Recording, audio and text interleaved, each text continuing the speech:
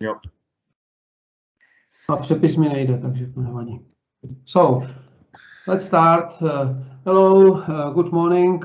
I would like to welcome you on behalf of Center for Security Analysis and Prevention at our first session of a project which is sponsored by International Visegrad Fund. The title of project is COVID disinformation and negative impact on ability to prevent pandemic.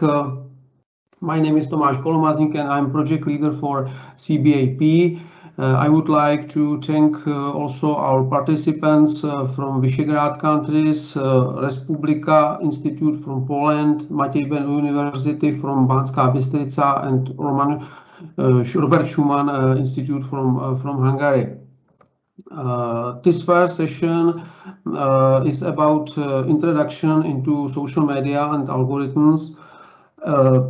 The presentation will be given by our Slovak colleagues, Docent Karol Fabián and Dr. Josef Mintal. So now I would like to give the floor to Josef or Karol. Please start with your presentation, and after the end there is the part for Q&A section. You can ask question. Okay, so Joseph, let's go. Thank you very much. Hopefully this will work. Okay. It should be in full screen right now. So as Thomas said, the first session is on how social media or social networking sites work, and about a short introduction into disinformation. As for a short introduction of ourselves, Karol Fabián is an associate professor at the Department of Security Studies here at Matěj Bell University, and he's also the principal co-investigator of the UMB Data and Society Lab. And I'm here working as an assistant professor at the same department. Well, you can read that afterwards. So as for a short introduction to social media or disinformation, how this presentation will proceed, I will first talk about what are actually social networking sites or social media, how social networking sites work. Then I will talk a little bit about disinformation and the challenges and how to research this information. First of all, well, we talk a lot about social media. In the academic community, it's oftentimes called social networking sites, social networking services, open media. There's a lot of terminology. To understand what are social media or social networking sites and how do they function, we need to first understand the company behind that. So the social networking company, because the company as a concept is really good understood in academic literature. What is not really that good understood on the international scale and international relation is the social networking platform. So we need to understand the business model, and how to better understand the business model than to look at how the company generates revenue. So as you can see, in 2020, Facebook had a revenue of circa $86 billion US, and 84 billion of that was from ads. So advertising. Advertising is the main source of the company. What does this tell us about social media is that it's a attention broker. This is a concept from Tim Wu. It's a specialized form of a two-sided market intermediary. What does that mean? Is that users on social media are not actually the customers. The customers are large companies or small companies that pay for ads, and users are the consumers. So basically, really easily, well, to put it simply, social media or social networking sites convert attention into money. As attention is equally distributed among individuals, we only have 24 hours in a day, and the supply is limited. We can have 26 or 27, and attention cannot be stored, meaning, well, we cannot store it as, for example, electricity or other forms of energy. This means that it's continuously spent. And coming from this, and basing on the economic goal of every company that it wants to survive and flourish, there are basically two ways how a social media company can do that. And the first one is to get more users. We saw that, and we actually still can see that in how Facebook, for example, uses various programs for for developing countries, where they actually put and they provide Facebook free of charge, even though the carriers, the mobile carriers, would if you would use internet, it would be really costly. So in some countries, Facebook is a synonymous for the internet, because the people don't know anything. Well, they only use Facebook, or mostly use Facebook in there. And the second way is that you retain users for a longer period of time. Why we spend time on social media? There was a really nice study done on the Global Web Index. Well, to get content and to get attention.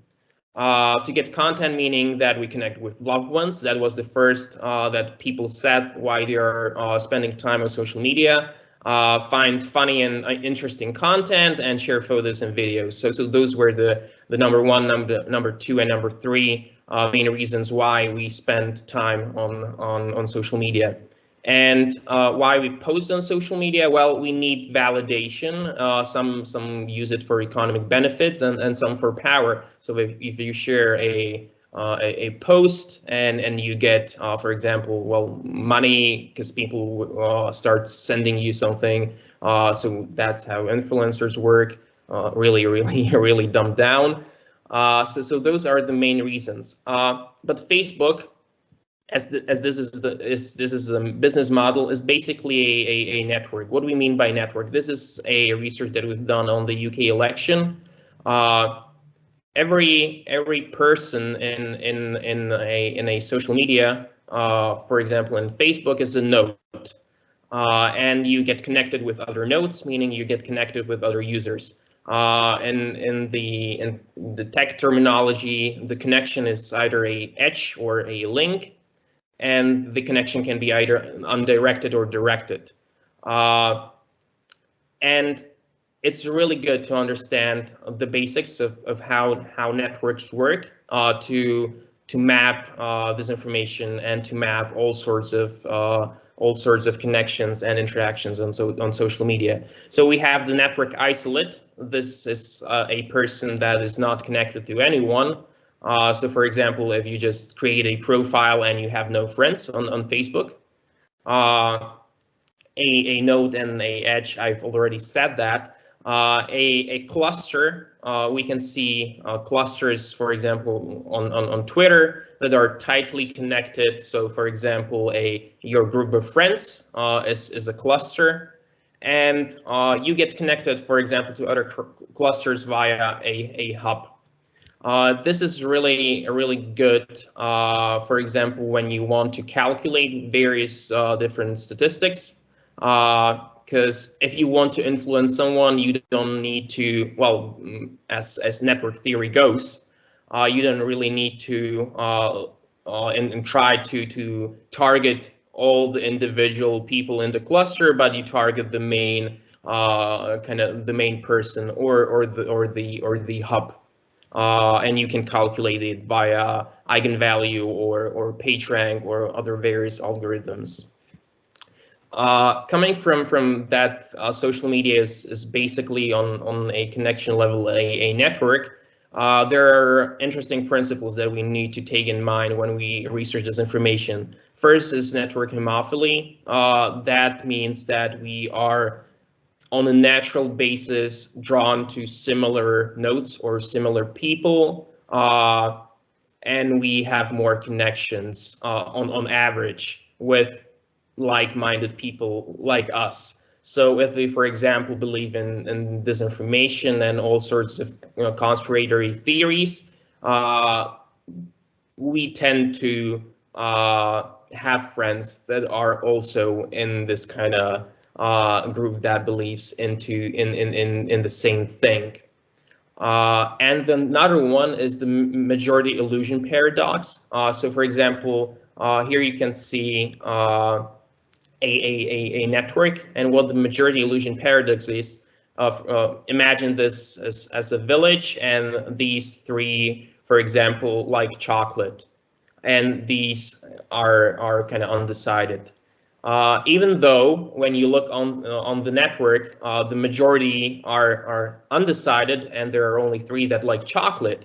But given that these three are best connected with all the people, for example, if you look at this note, this undecided note, it has three friends. So the one who likes chocolate, the one who likes chocolate, and the one who likes chocolate.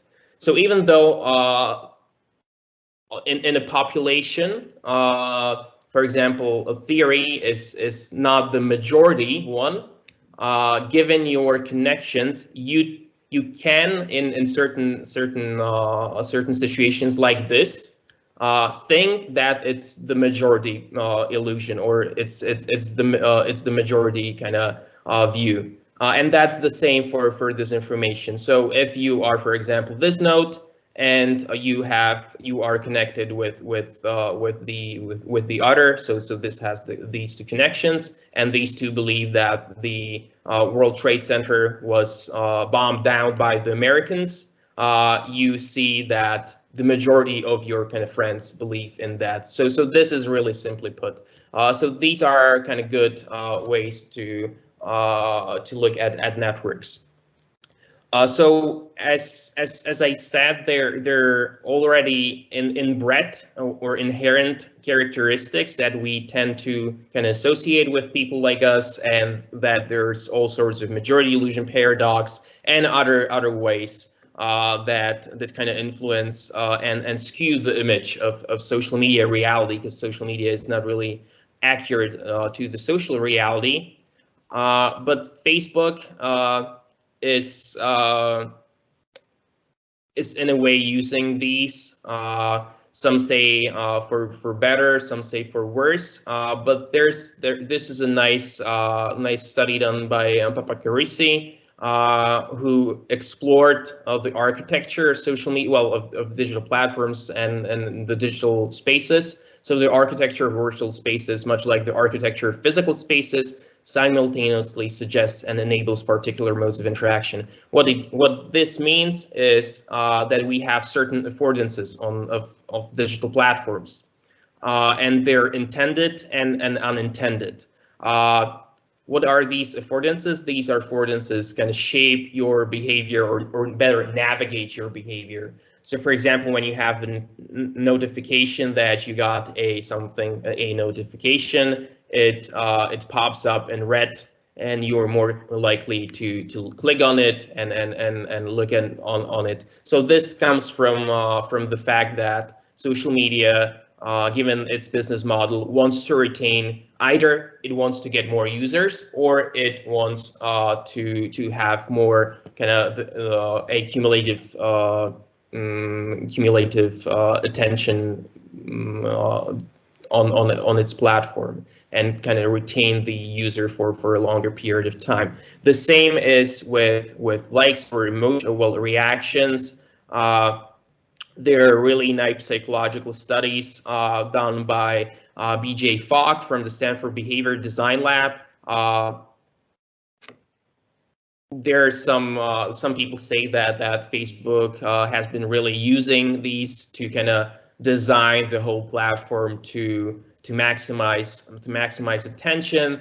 It's a controversial topic, and Facebook denies that, but we can actually see some of these characteristics. The other one is indefinite scrolling. So when you go on social media and you open your phone and you just scroll away, there's no end to the scroll. So that means, well, you can endlessly do that, and Facebook gets endless attention. But there are also some unintended ways that Facebook can do that, or unintended. Another major one of these affordances that navigates our behavior in social media are algorithms.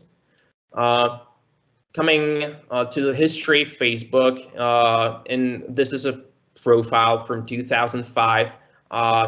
Facebook back then worked really differently than we are used to it now. Back then it was just a congregation of different profiles that were kind of loosely connected. You didn't have a news feed that we know now.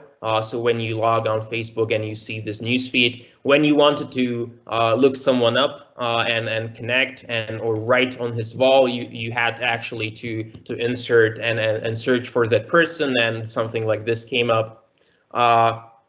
Then in 2006, kind of Facebook introduced the news feed that we kind of know now, but it changed really dramatically from that. In the old days, in these 2006, 2007, etc., Facebook used what was called a rank algorithm. It was something like this. The actual algorithm that they use is probably proprietary, but it's based on EdgeRank, which is a known algorithm, and it was really simple. There was no fuss about it. It used how much time you spent on a post, or how much friends you have, and there were basically only a few factors that it calculated. Then in 2009, we see a introduction of newsfeed that kind of resembles today's. Sheryl Sandberg joined Facebook in these later days, and she was actually the one behind setting up Facebook's ad revenue business. So before Sheryl joined Facebook, you could only select really basic demographic profiles of how you want to target a person on social media, and it was usually done by school, as Facebook was founded at Harvard, and then it spread to other universities and colleges and companies. So you basically said if you want to target a male or female, and you could pick up, for example, a Harvard alumni or Harvard undergrad. But there was no scientific, really, well, not really scientific, but it was certainly not that we know today the possibilities that you can actually target the person, and that's something that Sheryl brought to the company. She previously worked for Google, so she had a lot of experience with that. How the algorithm works now, well, that's a question that a lot of researchers are asking.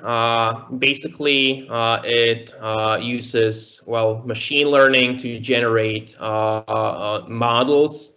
What's machine learning? Well, it's a computer science with statistics, and some people just say that, well, machine learning or AI is just pseudo up statistics. We know something about how Facebook utilizes this. So there was a paper about machine learning at Facebook and how they integrated and what into its data centers and infrastructure they used, but it was really general. So we only know the types of algorithms they use to generate actually the models. How do they do that? A good illustration is, for example, this is a neural network. So if you want to a neural network to recognize oranges from apples, you need a lot of pictures of oranges and a lot of pictures of apple. I'm really I'm really dumbing this down, but the main gist is there. So you actually need a lot of pictures of oranges and a lot of pictures of apples, and they are either described as apples or described as oranges. And then you input it into the neural network, and the neural network, the input layer looks at all the pixels. For example, so one pixel in a colored image has 30 values, so RGB. So it converts it into a number. And what basically the neural network does is look for certain characteristics that are unique to the oranges or unique to the apples. So for example, well, oranges tend to be orange, and oranges tend to be on a orange spectrum of RGB, and apples tend to be on a green spectrum of RGB and on a red spectrum of RGB. Then it looks at, for example, the shape of these of the objects. It doesn't know that it's actually a orange or apple, but it only looks for the shapes. And in neural networks, we have hidden layers, and the more hidden layers you have, the more it's extremely hard, if you have multiple, to actually say how the neural network determines if this is a orange or if this is an apple. So yeah, we can know that this is orange and this is green, but as you go forward with these hidden layers, it finds ways that we can not yet understand how it distinguishes these objects. So this is what Facebook uses. It then builds models based on those. This is, for example, from Cambridge Analytica. They adapted a model from Kaczynski. So they took Facebook likes and profile information, and did some psychometric tests, use singular value decomposition, and they build a prediction model. This is, for example, I did this. We had access to the Cambridge servers and their algorithms, I think 3 years ago. Then they stopped it. So this is, for example, my profile. This is something that Facebook might see. So these are the 5 big or ocean model. It's called ocean model. So the 5 big characteristics. We are not sure if this is something that Facebook uses, but it certainly can. And given that all the information is proprietary, only Facebook knows what's how they work and how the algorithms work. The algorithms are constantly, in a way, changing. They're tweaking it. So, for example, in the years back, in 2003, 2004, Facebook and social media in general was more seen as a force of good in society. So it was utilized in the Arab Spring. And it was, yeah, we are fighting for democracy, and then came the U.S. election, and then Brexit, and all sorts of big societal events. And Facebook was more and more seen as the devil that's actually undermining democracy. So they're constantly trying kind of to tweak it. For example, a tweak they done is that they try to prioritize mainstream media, for example, New York Times or the Washington Post, because they found out that their algorithms prioritize, for example, Breitbart or other untrustworthy websites that tend to spread disinformation. But there's a problem given, and that's complexity risks in the algorithm. The lines of code that the people at Facebook have to tweak is enormous. It's millions of pages, millions of lines of code, And even if you do change a line and you try to do all the good and follow protocols, there might be some complexity risks. So for example, if you tweak the algorithm to prioritize the New York Times or mainstream media, it's really hard. For example, first of all, it's kind of hard to define mainstream media. What are mainstream media? So you have to do that. But then, given the algorithm, there might be some issues that kind of you uncover in the events after. So, for example, you might have tweaked the New York Times, and mainstream media is more appearing, but it also in a way has a negative externality, and for example highlights posts from Karen, who spreads disinformation on your news wall, who doesn't share the information from Breitbart, but types it down herself. So there are complexity risks that are associated with this. As for disinformation, there's some research done on how it spreads faster on social media than the truth. There are different reasons why this is the case. One is, well, we are really tightly connected, and the other one is that we tend to share emotional loaded content on social media. So as this information tends to score higher, it's called a valence, arousal, and dominance circumplex. So it tends to score higher on for example, on the arousal or the dominance kind of side of the emotion. It tends to be shared more than the truth that is for some people just, well, plain old boring. And this is also one reason why it's really hard to fact check those claims and spread the truth into the media ecosystem, as well, the truth is, well, as I said, in certain situations boring, and people just, well, they tend to share more emotional loaded content. But this means that as I said, that the algorithms are proprietary. We don't know a lot about them, and there's also certain well, social media is a network, and well, there's a lot of disinformation on it. How do we research this information? Well, it depends on your goal. So you can either use, well, qualitative, quantitative, or mixed methods. Meaning qualitative, well, you study in depth certain people. Quantitative, you tend to use the data provided by the APIs. I will come to that later, or you do a mixed method.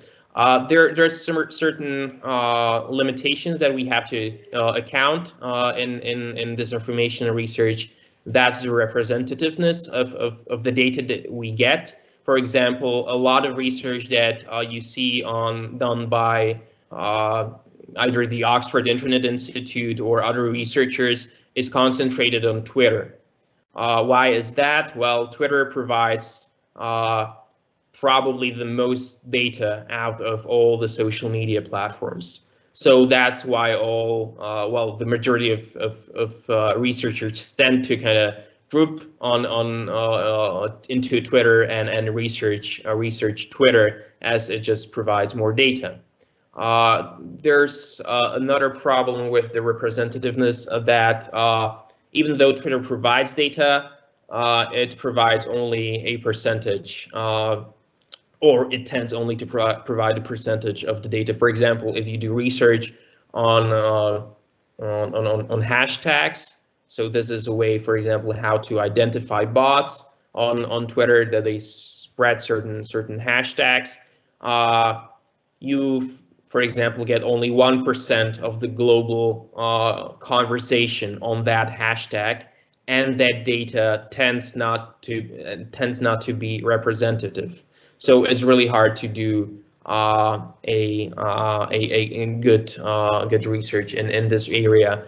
And this also kind of goes away with the bots. We've seen a lot of research or in the media how much bots are using and spreading disinformation on Twitter and on other social networking services. First of all, most of the data is not representative, so well, it's not really. We can generalize these research findings, and the other part is also that the evidence of activity is not the same as the impact. So when you see, for example, research papers that say we found 50 or 60% or something like that, or 30% of bots in a certain conversation, yeah, that might be true, but that doesn't mean that those bots even actually communicated with person. What we see on social media, and especially with bots, is that bots tend to converse with other bots. So you have these bot wars where, for example, a bot for Hillary Clinton would try to influence a bot from Donald Trump.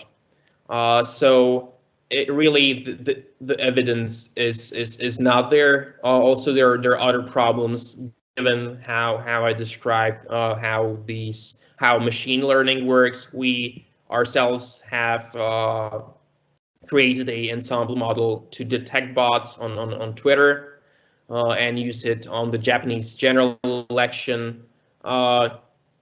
Even though the accuracy, well, the AUC of these models tends to be high, there are certain problems, and the current mainstream used models are not that good at bot detection. And the most mainstream used service that you can also use, bot or not, you just open their website or use their API and you input the name of a account, and it says and it scores the account on a bot score. There's some research that it's as accurate as a flip of coin, so it has around a 50% accuracy, which is really low. But coming to how to utilize these and research this information, you can either do it manually. So look at your friend's profile. There were, for example, a nice student research paper done recently by a Slovakian student at, I think, Comenius University, who did interviews with family members and with people that believe in disinformation, and she kind of tweaked her mother's or her grandmother's Facebook, and she unliked all the disinformation ones, and she looked at how her grandmother reacts. But the majority that is done now with disinformation research is using APIs, so application program interfaces. These are kind of the main way to get data, and you either use pre-made tools. So, for example, you have ZoomSphere, or you use CrowdTangle, Semantic Vision, tags. There are all sorts of different pre-made tools that even have a nice user interface. You don't need any programming skills to master and to research this information. You just input information into a nice user interface, and it outputs the data. But there's some limitations of these platforms. So some researchers tend to use, for example, R and do their own packages in R to research disinformation, accounts on social media.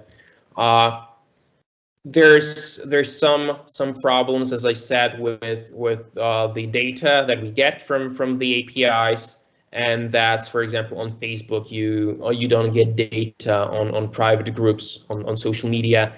And given some qualitative research, some recent qualitative research, disinformation now it looks like it's concentrating in these private groups that have, well, it's a private group, but it can have, well, 10 or 20,000 members, and you can see these clusters of people who tend to share the same thing, and we can get that information legally from the API. Another way that some people are getting their data is by scrapping the social media profiles, or even these private groups. But I wouldn't really recommend that if you want to publish that research,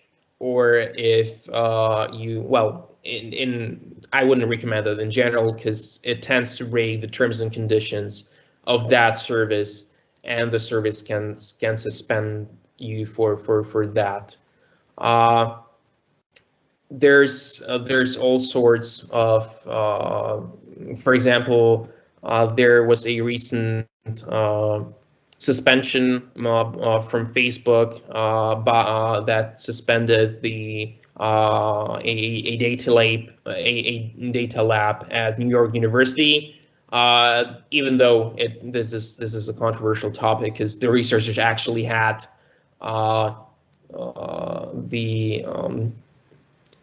they were authorized by the users, and they had all their paperwork done, and it was legal.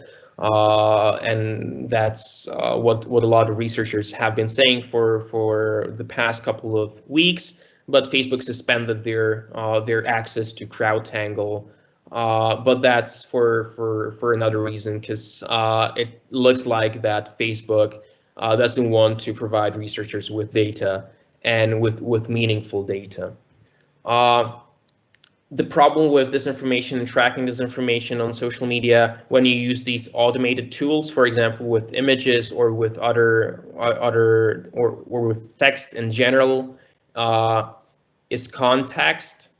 So, for example, we have some companies that specialize in tracking disinformation based on the content. So you have machine learning models that can spot similar content on for example, on Facebook or on Twitter. But there's a problem. Well, these are two images of ISIS or Daesh soldiers. In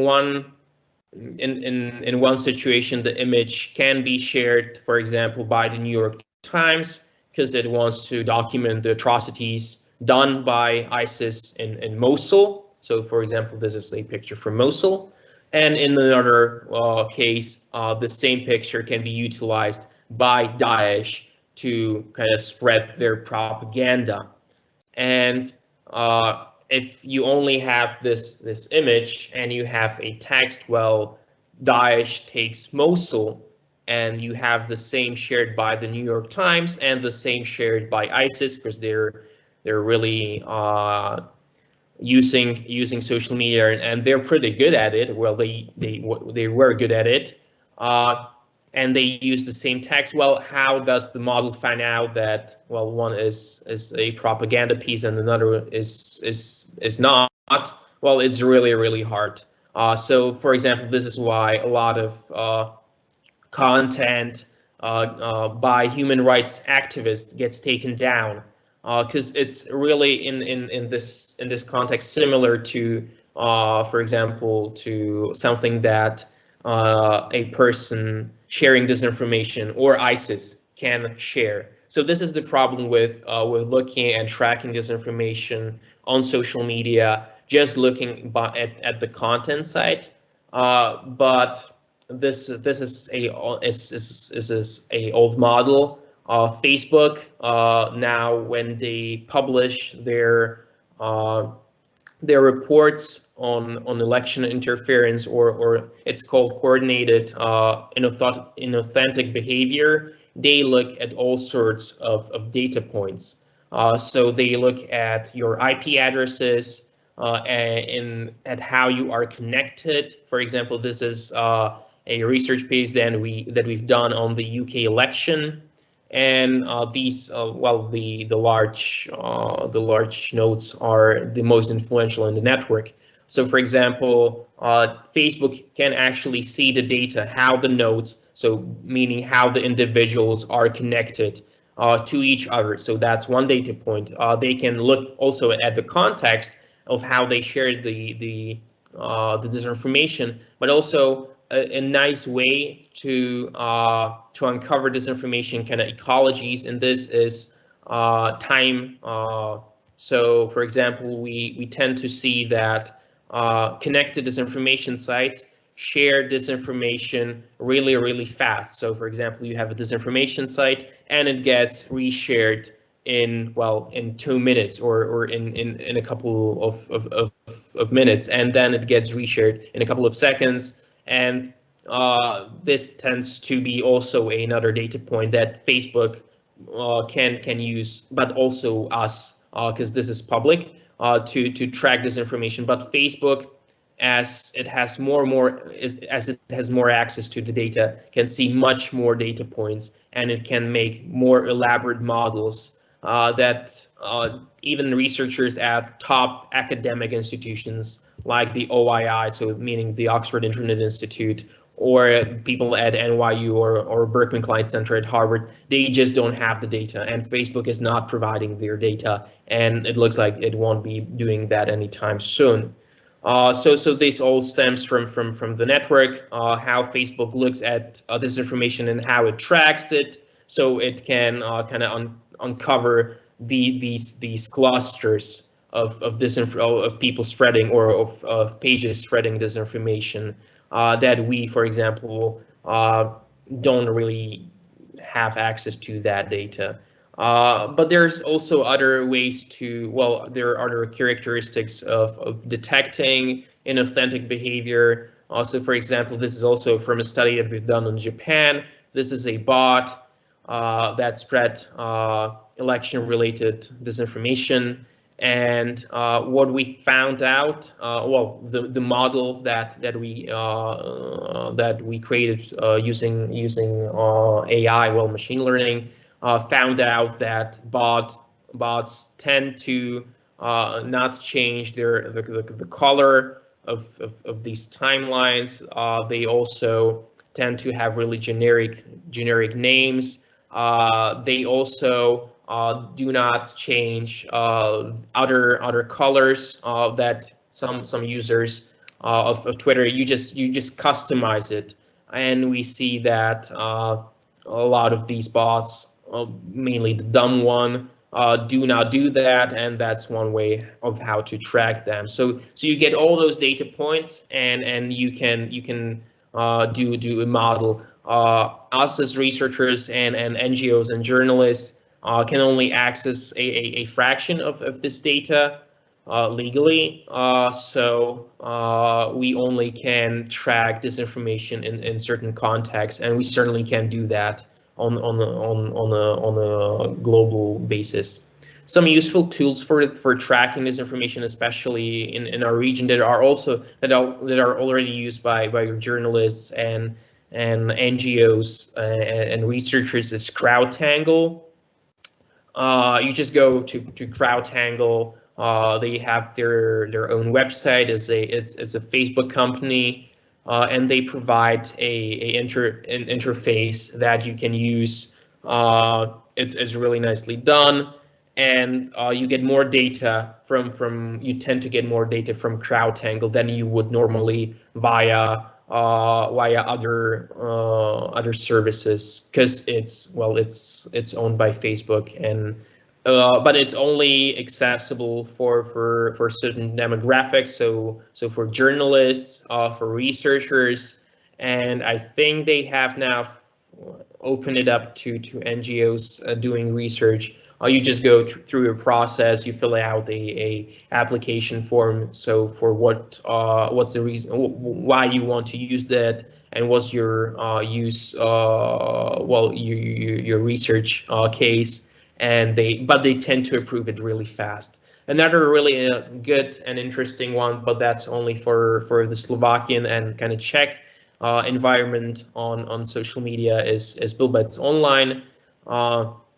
It tracks well, untrustworthy social media on social on Facebook, and it also does that when you go on Bilbets Online. It looks at the time between, well, that's one of the data points they use. They look at the time between the content that was shared, and that's, as I discussed, that's one way to track that. As for CrowdTangle, it's not only, even though it's Facebook's tool, you can also use it for Instagram, as that's a Facebook company, and for Twitter, as they have some sort of agreement.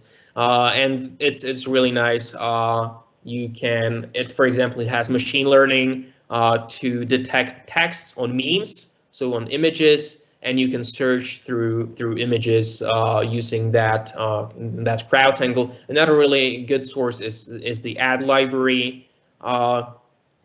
It's for Facebook ads, and then you also have, I will come to the ad library later on, but then you have Zoom Sphere Visions, I'm sorry, this Semantic Vision, Gerolata. That's a new Slovakian company that has really nice models, but these companies and their tools tend to be proprietary, and there's some fee to use that. But they tend to have some programs for example, academic institutions or for researchers. So if you contact them, they might give you a trial account or some access to through their platform. I'm not sure because so this is the ad library. Oh, so sorry, this is CrowdTangle. This is how their user interface looks like. I put into I input the data for Slovakia, so you can see what's mostly shared on the Slovakian. So what was mostly shared on Slovakian on the Slovakian Facebook on September 2nd. Well, it looks like it's a lot of disinformation. So this is the CrowdTangle user interface. It's really nice, and I highly recommend using that. This is, for example, you can see there are also sorts of metrics that you can use for your research, link statuses, etc. This is the ad library, so you can input a profile that you think or that runs ads. So, for example, this is Joe Biden, and it displays the ads that the account runs, how much money it spent on ads, and even some demographics. For example, who was how the ad was targeted, but really basic demographics for that. It's available for also for our market, so for the V4 market. But there's some problems with the ad library, as some researchers point out that it didn't include some ads. There were reports that it didn't include some ads, and some information was not really accurate. This is from Bilbets Online, also, or highly recommended using this for the Czech and for the Slovak social media, especially for Facebook. What's the problem with all this? As I said, that we don't know a lot about the algorithms. We don't know. We don't really have access to the data, and etc. We do not even know the problems that we are facing. The two main reasons, as I was talking, is data availability. So researchers lack access to vital data. If you can see the whole picture of how this information is spreading, you are only looking at a certain context and only at a certain demographic. So Facebook can see that data. For example, you can access data on how many people saw a status, or how many people saw a fan page that posted something. This is only available to Facebook. Facebook does, for example, have a program for researchers, but it's a really special program, and you get the vetting process is really it's laborious, and there's some disadvantage for smaller markets. So when you look at which research institutions usually get the access, it's more of those. It's more Western large universities that get access to the data. But there's the problem with even with the data. For example, Facebook's program for these institutions. I think it was yesterday or the day before. They found out after 2 years of researching and working with the data that it was only a 50%, and it was not a representative sample that Facebook provided to the researchers. So while 2 years of research they can basically throw it out of the window. So that's data reliability. That's not a problem. As the data that's provided by Facebook is not audited by a trustworthy third party, we have to rely on Facebook that it actually provides the true data and not something else, or not a modified image of the data where we see that this information is just not prevalent, is just not shared, or other ways that Facebook can kind of modify this and skew this image, even though the PR arm says that they do not do that. There's a lot of research that shows, and a lot of reports that shows that a lot of the data that they provide is not really reliable. And that's a problem that, for example, the EU and also in the US, we are now trying to take hold of that, and looking at how to do that. For example, in the EU with the Digital Services Act and EDMOS and all sorts of initiatives. Okay, so that's the end of the presentation. If you have any questions, hopefully I haven't run too much over time. Okay, thank you, Joseph. Karol has a question. Karol, you are on mute. You are mute. Sorry, I just was clapping the hands that I found this presentation very nice, useful, and thank you, Joseph. Oh, and I think it's amazing. For me, it was a lot of discovery, Joseph. It's amazing. If I can, I will ask quite a lot of questions. The first thing is data access, and it's something to Facebook, and it's something that is known that they have supervision and control, and what they release and what they do not release. Is there a way around that, or to what extent the latest US congressional discussions can impact what really can be accessed?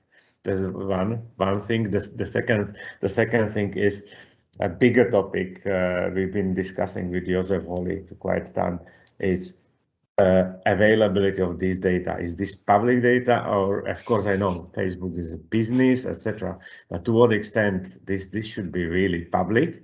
And the other thing is the data history, because we know that they are deleting some data. To what extent this should be somehow, your point of view, to what extent this should be somehow controlled, and there should be a history of data available on Facebook? Yeah, sure. Those are really great questions. Just recently, for example, the White House requested some data from Facebook, and Facebook denied them access to the data. So even the government cannot get hold of data that they need to do research.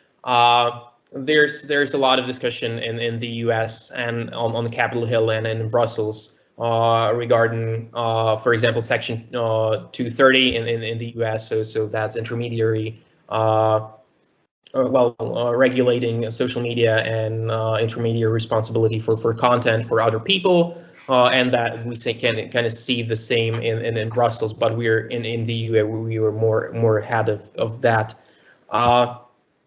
As for the general topic of accessing data, how to go around that, some companies and some individuals use scraping, and I know that some companies even found bugs in their APIs, and they were able to access some data that they shouldn't have. So some companies are really good at that, and there was also a glitch in Facebook. I remember a couple, I think 2 years or something like, or 3 years, where you actually could see who are the admins of the pages. So a lot of my colleagues really utilized that. I think it was half an hour window, and they looked at probably all the disinformation social media accounts, and we have a list who are some people behind that. But that's not really feasible for research in general, to wait for a glitch, or if you're a company or if you're a researcher and you need to get your research approved by an ethics committee, I can write that into the proposal that I'm gonna look for a bug and kind of get the data not legally. That's not an option. So this is what some people do. But there, in general, there's been a push recently of politicians and the public and journalists and researchers on Facebook and on Twitter. So, for example, Facebook created CrowdTangle, and in the early days, it was only available for certain institutions. Then they widened the access to CrowdTangle. But recently, we see that Facebook kind of, they fired a lot of the staff from CrowdTangle, and some left, and it looks like that Facebook is kind of clamping down on even CrowdTangle access for researchers, which is not good. Then they have other access programs, as I talked about, the big ones where you request data. For example, there was a really nice study done by, I think, a Italian university, Unibo or something. I can't remember the name of the institutions, but they had access to the data of how many people actually saw a status, which is something that we don't have access to. We only see interactions. So if someone likes it or shares it, but that might be in a way correlated with how many people saw that and how many people kind of engage it. But a lot of people don't like this information. Well, they just look at it and they might not put a reaction underneath. So this is something that's a problem. But in general, we need more access to the data. The EU is working on setting up, for example, EDMO, the European Digital Media Observatory, and it's going to have local arms in different regions. And EDMO in Florence at the European University Institute was actually tasked to start agreements with social media platforms on how to better access the data, and EDMO is probably going to be the one that's going to provide data to local researchers. But also there are other ways. For example, in the Digital Services Act, we see probably higher role because it's only a draft, and it might differ that the draft of the DSA that we have now from what's going to be implemented. So there are some provisions on regulatory bodies that, for example, in Slovakia, the Slovak regulatory for I'm not sure what's their English name. They're probably going to be working on that. So Luboš Kukliš, who's the director, he's really I think he's the vice chair in a really important committee that of ERGA. So they're probably also going to be tasked with kind of negotiating with Facebook how to access data. But there are certain problems with that. For example, Facebook tends not to vet. So there's a discussion who should be a vetted researcher. Facebook now tends to have or have the perspective that it should only be academic institutions, as they have ethics bodies and you have a more rigorous process for the ethics part. But for example, in our region, in Central Europe, most work is done by NGOs, so GlobSec or other that are tracking disinformation. So on academic institutions, we only have, well, I can count the people who are working on that on my hands. But yeah, we certainly need more data access. Hopefully I was not talking too much or in a different direction. And sorry, I have quite few things. And the other thing is, of course, we are talking Facebook, but Facebook is owning some other platforms. So does it relate to data? Because their big advantage is they see what Instagram, WhatsApp is doing, what you are doing on different platforms. They are connecting those data. If do we have visibility, or is there visibility cross-platform visibility of Facebook data sometimes, and it's any of the platforms or tools you mentioned? Yeah, that's a great question. So when Facebook publishes it reports on the inauthentic behavior, so on disinformation campaigns, it tends to use cross-platform data. So they also utilize Instagram and Facebook. They have some access to some Twitter data. In a way, we can do that because if to a limited scale. For example, CrowdTangle enables you to access Facebook data and Instagram data. But as from a research perspective, you can use the API of Twitter and you can use the API of Facebook and just download the data and cross-match it yourself. That's an option. There are some tools that are proprietary. So for example, some companies offer services where you can track cross-platform data, but they tend to be charged. Well, there's a fee for using that, but they tend to have some programs for academic institutions or for NGOs where they can access it free of charge, either for a limited time or just use some functionalities or use the whole thing. And probably going back to my domain, and that's advertising. You mentioned this. They are living from advertising, so that's critical. And we know that they need you to maximize time to spend on the platforms to get volumes. And as you showed, actually on some website you have ability to track how much advertising is linked to some posts. Am I correct?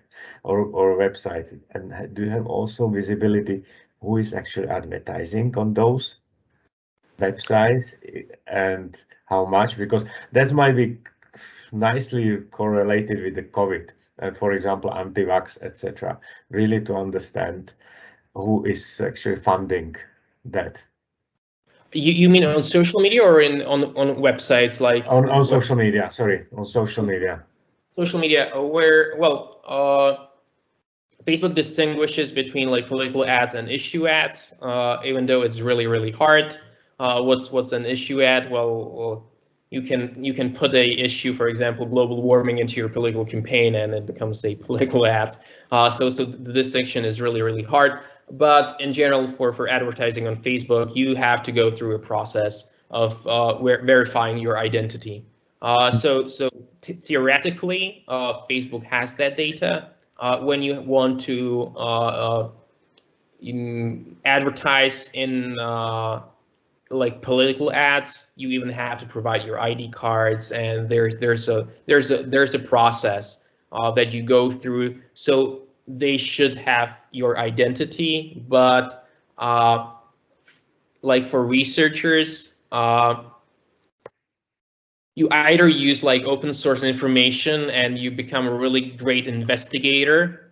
So there's some possibilities of tracking that. So for example, some of my colleagues looked at like affiliated websites, and they found that on one of those affiliated social media websites, there was a email on Gmail, and then they searched that email and they found the website. And well, we actually did a tool, a script on tracking and connecting disinformation websites, like websites not on social media, using AdSense codes and Google Analytics codes, because they tend to use the same ones, or in the case of AdSense, they have to use the same ones, and you can find out the identity by this way. But there's not really a Facebook only shows you, for example, for the Facebook pages, that there are like 6 admins of this page, and 2 are from Hungary, and like 4 are from Slovakia. But well, yeah, you don't really get the data. Yeah, I was more interested in figuring out what is the funding or data source or advertising money behind some communications, or some, call that, posts, etc. Because you have posts linked to advertising sometimes, and of course I have much more experience with YouTube, where we were solving IS or terroristic stuff shown with our advertising, and we had to create pressure on YouTube, and YouTube was able to solve it relatively fast. So we do not show our ads close to any, let's say, violent videos, etc. And to what extent we can identify which advertisers are linked to, let's say, anti-vax messages. So which advertisers are like people are advertising like we haven't really done research on that, but theoretically you can use the ad library, and if there are images, for example, you can use CrowdTangle or other ways to of like accessing Facebook data via their API, and using machine learning models to like look at the image. And that's a problem with context, that it might be shared by a like, look what these idiots are sharing, yeah. Or it might be that it's actually by a disinformation person, well, a person spreading disinformation. But there might be some ways at how to look at that. But yeah, we certainly need something like that. For example, for general websites, we have Conspiratory, a really nice platform for advertisers, where they can see who are the disinformation websites, and that they should not advertise on these websites. But as for Facebook and YouTube and other social media companies, it's really hard. And Yeah, and I will be very open. This is exactly what we are solving, because we are getting our advertising linked to some different content that we do not want to be connected with. Yeah, I can certainly see that for a large company, it's not really good to be affiliated with terrorism if you're selling, for example, candies. So yeah, that's a major problem. But as we don't really have the access to data, well, you can either lobby Facebook or to YouTube and talk with them, or if you're a big company, you can certainly probably do that. But if you're a small business owner, well, Yeah. And that, probably the last from my side, and Tomáš, then close, and Daniel also, please feel free to ask the question. The last thing is transparency of algorithms. Because that's a big topic. You touched it at the very beginning. To what extent algorithms should be transparent, because this is really about impacting and how we are impacting people spending times on social media. And we know that depends how you set up the algorithm. You can have called that unintended consequences of that, and to what extent do you believe that there should be some kind of transparency of algorithm, or ability to review algorithms, or some kind of legislation that should manage that? Because if there is lack of transparency, we know how we can manipulate algorithms, and I can tell a few stories from China. Yeah, that's certainly a great question. And that you put it nicely, to review algorithms and algorithm transparency, because they're kind of like two different things. Well, we certainly need to review those algorithms. So I'm all for researchers having access to the code, or having a third party, for example, like a data audit party. I'm not sure, like Deloitte or something like PwC, that would look at like auditing and look at what are actually the algorithms that Facebook puts in. Because, well, they for example, they say they tweak that their algorithms to display mainstream content, but how do we prove that? Well, if we don't have access to and directly look into their kitchen, is really hard. Well, we can only like look at signals and use some tools. The other problem is transparency of those algorithms in a way that they use like neural networks, and once you have a lot of hidden layers, it becomes basically black box, and it's it's more of like a computer science question. But some people and some researchers I know personally are using like a neural network to map a neural network model. So a model tries to find out what another model is doing. There are other ways to do that, but as far as I know, that this is a big problem, and especially there's a bunch of problems. For example, like training the data, how you get the data, and if you get crap, well, it's garbage in, garbage out. If you have biased data that you train the model on, you get a biased model, and that's another problem that we need to talk. And a lot of the data that we have, for example, in some areas, is really gender biased, or tends to be racist.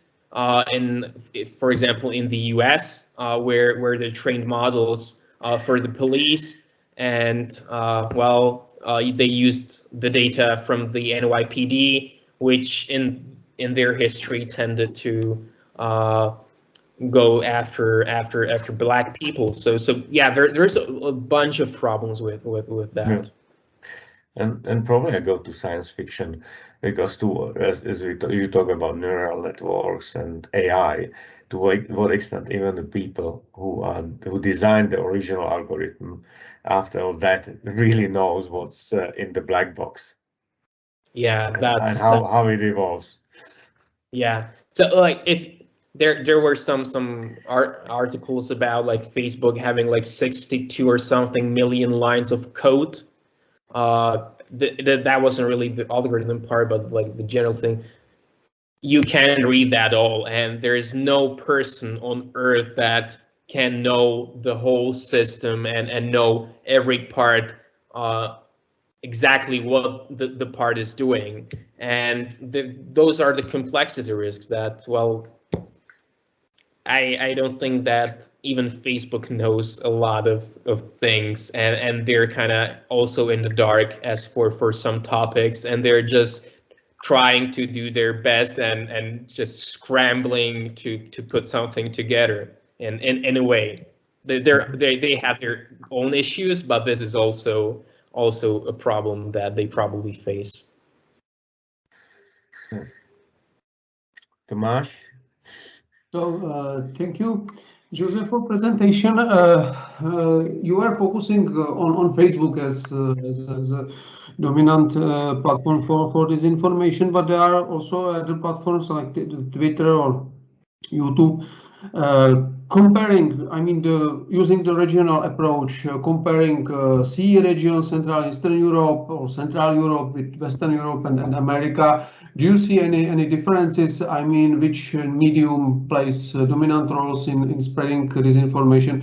I understand that in Central Europe is mainly Facebook. But what about the Western Europe or Western part of Europe or Western Europe and America? Do you have any evidences or any fact about situation that? Sure, that's a great question. That's why the presentation I was more focused on the Facebook, because the penetration, well, is higher in this region. For example, Twitter. We did some research on Twitter on the Japanese market. Twitter, as when we were doing research, was the most widely used kind of social networking site in Japan.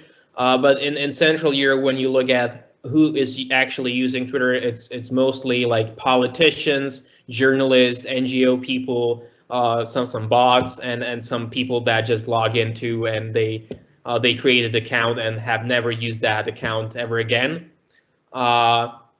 There's some. There are also other people. We don't really that's also one thing that we don't really have nice statistics about that. Who is actually using what? We try to map the infosphere around in the V4 for this. But certainly you have Instagram, which is a huge platform now, especially for the younger demographic. So we tend to see Facebook now mostly, well, not mostly, but there's a lot of like the older generation on Facebook, and the younger one tend to flock into like different platforms. For example, TikTok is now like huge with the really young generation. In the past, Musically and other social networking sites were really popular. In Western Europe, you have more. You also have Facebook and Instagram. You tend to have also probably more Twitter, but there are other platforms that are from this information perspective that are problematic. For example, in the storming of Capitol Hill in the U.S. Most of the writers didn't really use Facebook or other parts there, and they coordinated on totally different platforms. So, for example, you have Telegram. They tend, for example, to flock to WhatsApp or create a really large group, or they had I can't remember the name. Parler. It got actually suspended. by Amazon and by other intermediary that kind of cut down their access. For example, Apple, and that's a huge problem for researchers, especially Telegram and other encrypted platforms, because there you can't access like not a lot of information because it's encrypted, so you don't see what's going on in there, and that's if those disinformation guys kind of tend to go into these platforms, and some populations go into that, there's going to be problems. And for example, even TikTok, well, it's owned by the Chinese, ByteDance, and their algorithm, well, the Chinese, they're not really the most forward people in transparency, so that's also a big problem. I'm sounding really negative as I'm just saying that there are like problems everywhere, but there's some positives, but we probably need to talk about this more often, so that's why I'm bringing up the more negative side of things. So, thank you. Thank you for I still have Michael or Joseph a few questions, because it's fascinating, as you mentioned, other platforms, and are they somehow connected to the dark web and all that stuff that's going just to promise anonymity, etc. Just curious about that. Well, it depends, like what you mean, like by dark web or deep web or like the different parts. Well, we tend to see a lot of encryption and like closed communities in these new websites, and some even base their business model on providing ultimate privacy for their users, but they tend to only be used by certain niche markets, so it's not really like general population flocking to Parler and using that service. Yeah, I'm just thinking. Yeah, I was just referring because there were actually some dark web called that social platforms that were serving crime, and they were actually infiltrated by FBI. But it's a different story. We actually did some research on the dark web, like mapping markets in this region. So yeah, but I wouldn't say they're used like to spread disinformation. Really, that's a different kind of crime that's exactly taking their. Yeah. So, but just going back to our topic, and this is the fact. Actually, Facebook has more or less monopoly. If you think what is happening in the social or media space, and they are either destroying or buying others. And to what extent this something would happen because I was working a lot in mobiles in the past, and the unlocker was transferability of numbers. To what extent kind of transferability of your social profile, so you could move from one platform to other, could actually create the environment, a much healthier environment, and Facebook would be facing real competition, because at the moment nobody is going to create competition to Facebook, and nobody is going to give money to any startup, because Facebook is going to kill them. Yeah, they're buying their competitors and companies. Yeah, that's a really interesting question, and there's some really nice essays by Jonathan Zittrain, who is the co-director of the Berkman Klein Center at Harvard, and some researchers are working on that, like utilizing blockchain, for example, to do that, but the problem with the regulation is that some politicians have the stance that you need to break down Facebook and like create like different like smaller versions, like the U.S. has done in the past in the gas, well, in the oil industry or in telecommunication. I'm not really sure that would work because well, it's a graph and it works differently.